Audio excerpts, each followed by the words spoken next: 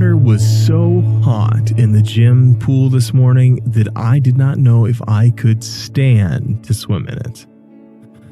Today is July 3rd, 2023.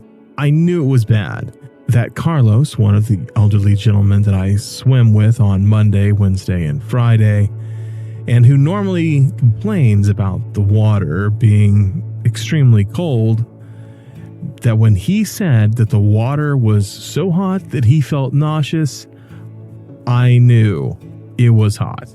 Each time my arm hit the water, it felt like swimming in soup. I did not really realize that the temperature of water could affect a person's swimming performance as much as it did. I felt sick to my stomach after the first 1,000 yards. I kept having to stop and take breaks. I also had one of my slowest swim times for a mile in quite some time. And to be really honest, I wasn't even sure that I could finish 1 mile. This morning did not feel refreshing at all. It's been really hard to write for the latter part of this month, mostly because, well, I didn't feel like it. The days seemed to be insignificant, and honestly, I felt that I didn't have a lot to say. Almost like I would be contriving a subject if I tried to write. I felt like I have been performing in some of the latter podcasts rather than writing for myself and talking because I actually had something to say. I will admit that some of this has just been embarrassment or shame, having not been able to work out consistently for a month due to my injuries. And shame is really a funny thing, you know. You can't stop it even when you hide away from people.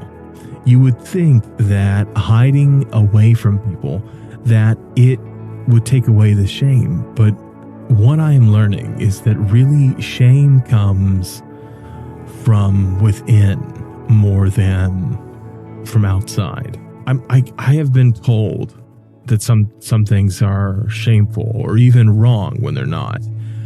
But until I internalize that shame and guilt, I am not ashamed. It reminds me of when my wife and I are hired to film shampoo or body commercials. Nudity is involved on set, even if the final product, it's not shown. When a model, male or female, walks onto set, confident, relaxed in their own skin, unashamed, it's like watching a toddler who has never known shame walk around the house with no clothes on. But the moment that there is any sense of shame, I liken it to someone playing the highest string and note on a violin. And the tension on set becomes unbearable.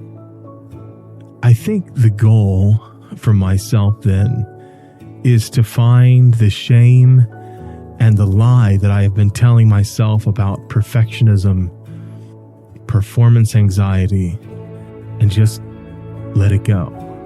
Listen, that is really hard for me. Being judged is difficult, especially when you're practicing.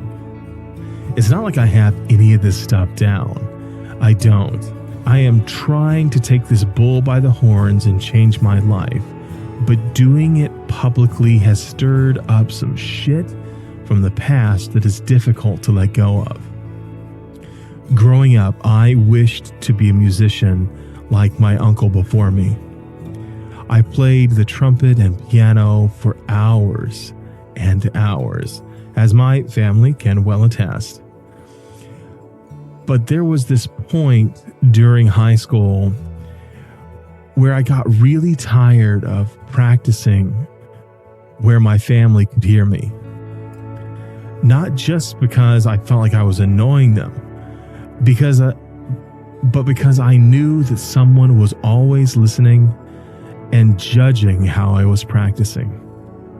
Was I doing the scale correct? Was I not? Was I going too fast, too slow?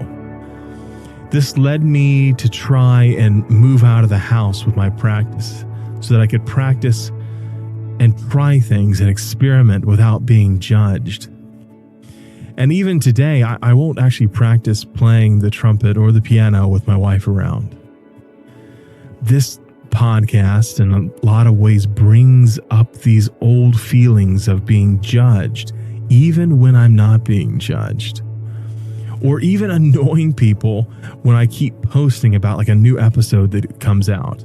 It triggers that thing in me, wondering if I am annoying or people are judging that I'm trying to do too much. I think this puts me in a performance mode, which also introduces shame when the performance, in this case my weight loss, is not perfect. I'm not sure there's a good solution to this problem other than just keeping lines of communication open to spread out when I feel like curling in, acknowledging that the journey is the performance rather than the destination.